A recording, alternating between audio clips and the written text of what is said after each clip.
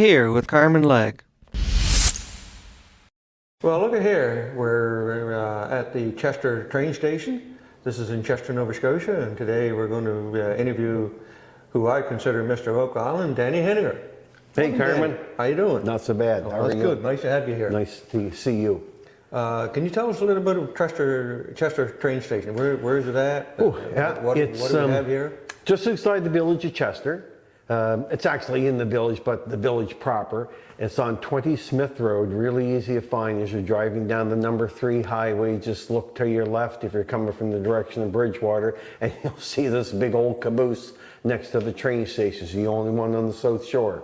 If you're coming the other way, on the right-hand side, you'll see the caboose and the train station. If you ask anybody in the area, everybody knows the Chester train station is, so it's really easy to find. So it's been converted into a museum? Yeah, it's gone through a lot of different changes over the years. Of course, at one time it was a train station, and the room we're in right now used to be the freight room. So if you came here to get your big case of dishes that came from Aunt Maud down in Pennsylvania, well, by thunderation, that came out of this room after the train dropped it off. They tore up the tracks, and of course, the station just sort of sat there for a little while. Then the Chester Municipal Heritage Society went looking for it, and we got ownership of it, and we turned it into all sorts of different things. But currently, it's an Oak Island museum, gold museum, blacksmithing museum, and a gift shop, a really nice gift shop too. And there's lots of stuff around the grounds to see as well. So it's becoming pretty much a happening place. And it's right along the trail that you can go Yes, biking oh gosh, yes. Yeah, the trail that goes all the way from, well, it goes from Halifax right to Yarmouth. There's going to be places where you can't drive your four-wheeler, you can't take your horse and that sort of thing. But ours is a multi-use trail, so you can go on it with anything you wish, as long as it's not a car or a big four-wheel drive or something like that, but any ATV machines, horses, walking, bicycles, whatever you wish sort of thing. So wonderful. Really a nice trail to have. Very nice. It's a nice museum. I can attest to this. Thank you. Is the best Oak Island exhibit in a museum I've seen. Great, thank you. Anywhere, yes. What is your hours of operation?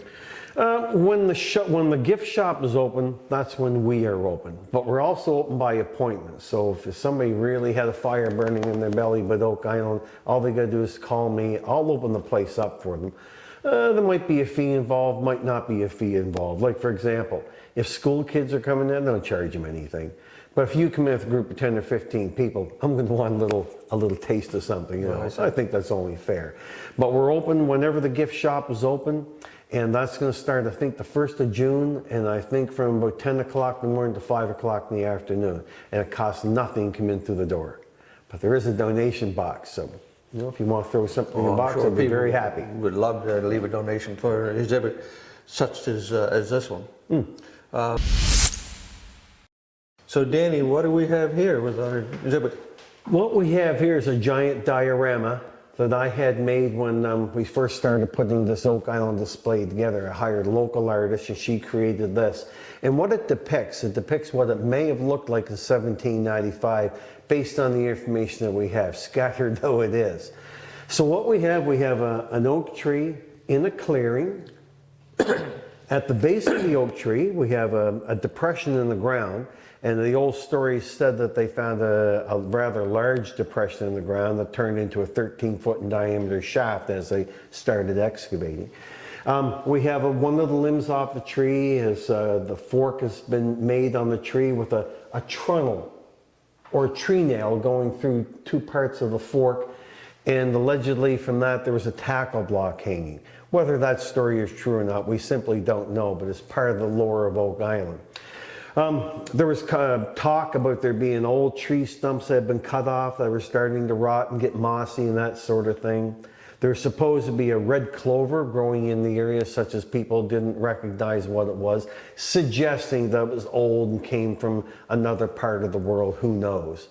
So this is where the boys started digging in 1795. So John Smith, Donald Daniel McGinnis, and Anthony Vaughan, they are the ones that started the treasure hunt. So he started digging at the base of this tree. Which one of the boys discovered it?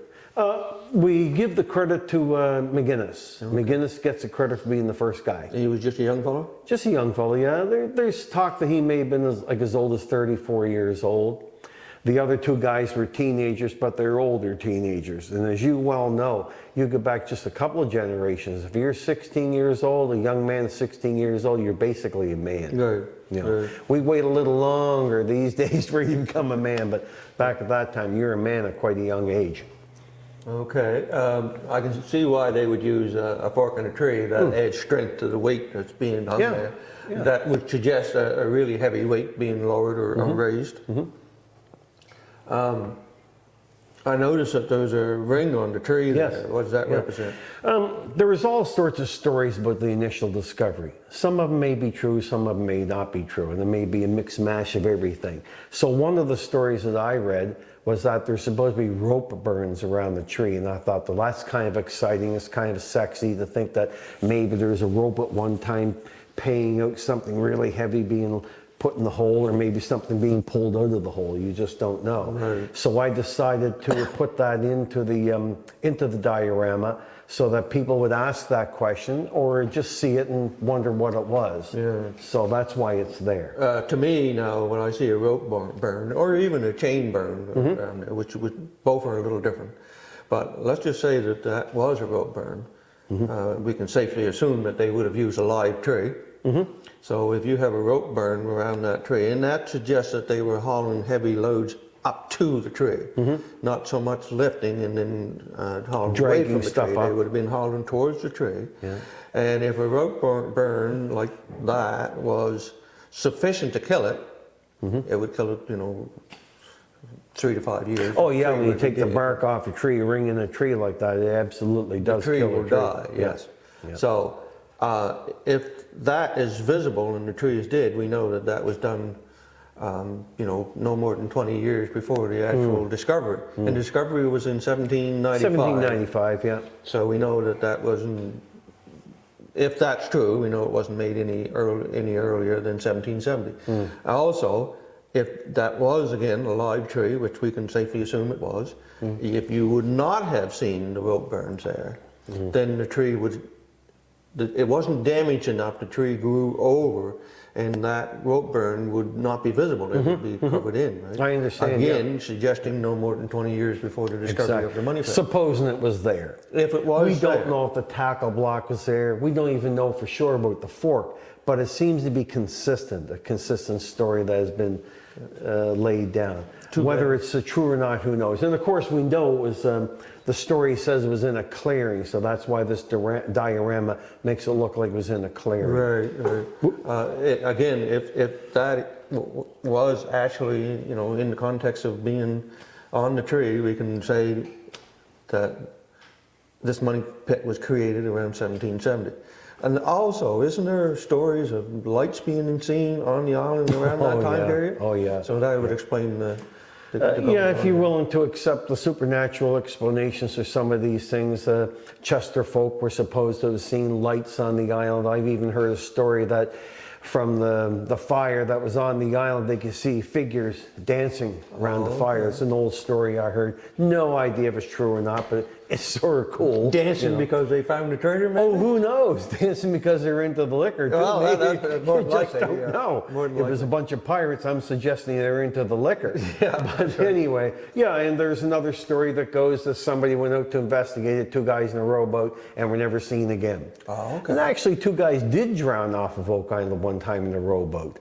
So that adds to the story. But whether they died going over examining Oak Island, or if they just died because the waves swamped their boat, we'll never know. We just don't know. Maybe even foul play? Oh, who knows? Who knows? Wow. Right on. The red clover, does that suggest anything? Is that native to Nova Scotia? I Or in mean, this area? the red clover we have here is whatever the artist could find at the dollar store to put in to look like red okay. clover.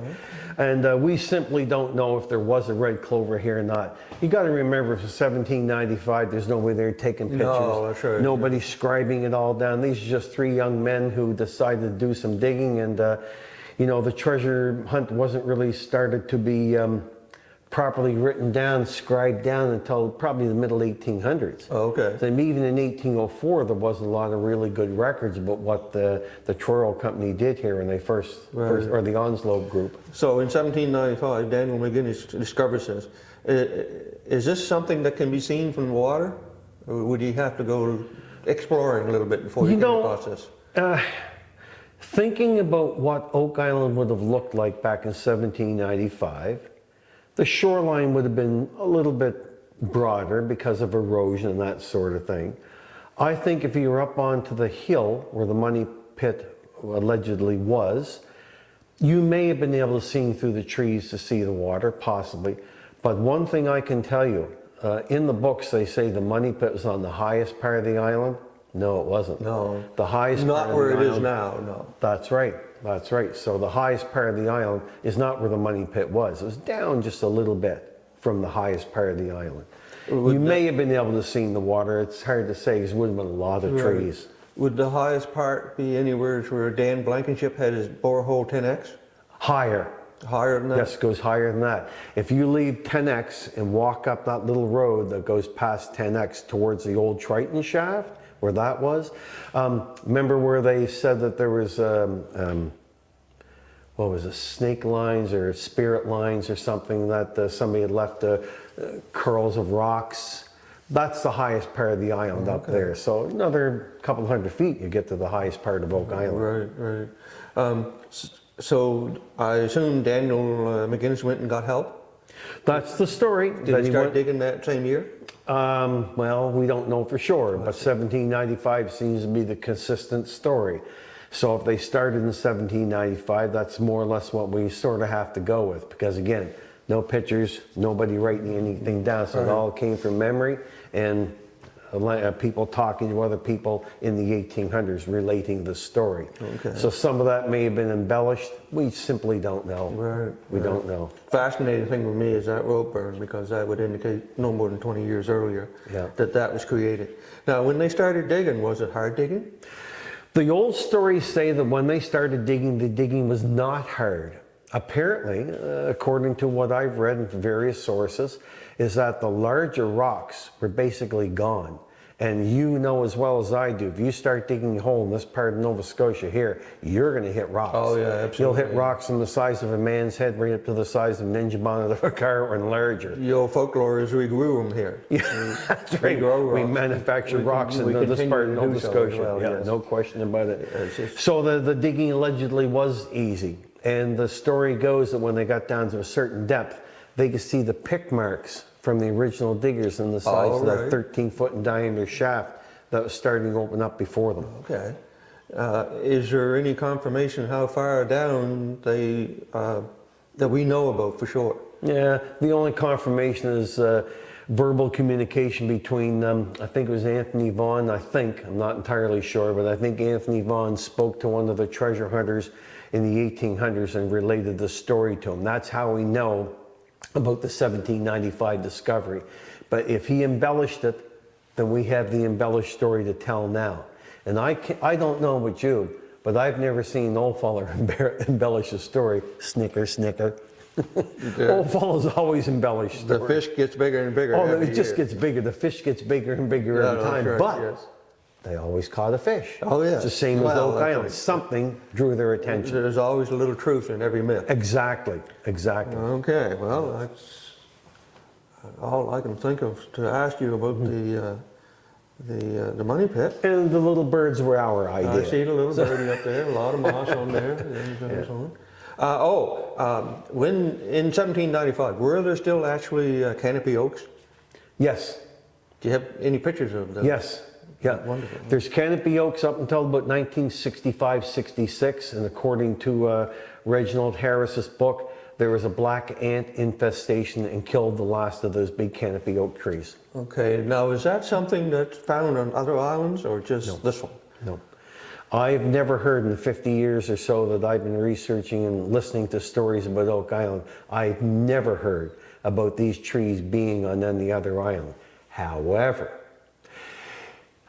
never go to Frog Island because it's a private island, so don't go there. But on Frog Island, not only was there a treasure hunt out there, but there's trees in there that I always thought if there's ever going to be a movie made with Oak Island, go to Frog Island because there's trees there that have a similar appearance to those canopy trees. Similar appearance, they're not the same, but they're similar. So is Frog Island about the same size as Oak Island? It's smaller. A little smaller. Yeah, it's smaller. Close by. Very. Oh yeah, yeah, close by. Yeah. Okay. It's the closest island. No, that's not true. It's the closest big island to Oak Island. There's other islands like Plum Island on the opposite side of Oak Island where the mainland is and the causeway is. There's a little island there, maybe an acre and a half.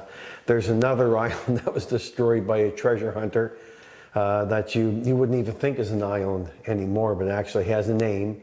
And then the closest big island would be Frog Island. And you say the island was destroyed? By Absolutely destroyed, yes, yeah, yeah. They get out there with digging machines and they just tore the top off the island. And you go out there and you'll find old hammers, wrenches, nuts and bolts, pieces of cable, all sorts of junk left over by the treasure hunters. And they came from Phoenix, Arizona. I wonder what possessed him to think that it was He had there. a theory. Gary Clayton, his name was, and he had a theory. And his theory said that you go on this little island and you'll find a tunnel that goes over to Oak Island to the treasure chambers. Really? And guess what? Not only didn't he find it, but he stuck one of our archaeologists with a fee he didn't pay. Is that right? I just found that out last year, yeah. Well, I got a story to relate to you, Danny. I had a 30 by 40 garage built. Okay. And one of the guys that were putting up the forms for the Smith worked out here years ago with a Smith company. Oh, okay. And he was on a particular island, and he thought he could remember which island it was, but he was on a particular island, and he was putting up the forms, and there was this massive steel plate laying like in the inside on the Okay. bottom, Yeah. where they were putting the forms up. This was going to be the basement. He said to the owner, he said, "What's that?" And he said, "Oh, that's just a big steel plate covering a big hole, a mine, a shaft." "Oh," he said, "where's it go?" Pointed directly towards Oak Island. Oh, really? Really? So they covered it up apparently and built the structure around it, which is probably a house now. Wow, I've never heard that story before. Isn't it a learning experience? And he's still alive too. Oh, is he really? He's still Is alive. that right? Is he the type of fellow that tells stories just to get you excited? He would tell you exactly what island, What he who it saw. was, what company he was working Okay, for, fair and enough. the exact direction that the owner pointed. I'd love to talk to that guy. Yeah, we should do that, shouldn't We should do that. I'd love All to right, talk to we'll him. do that. Good enough.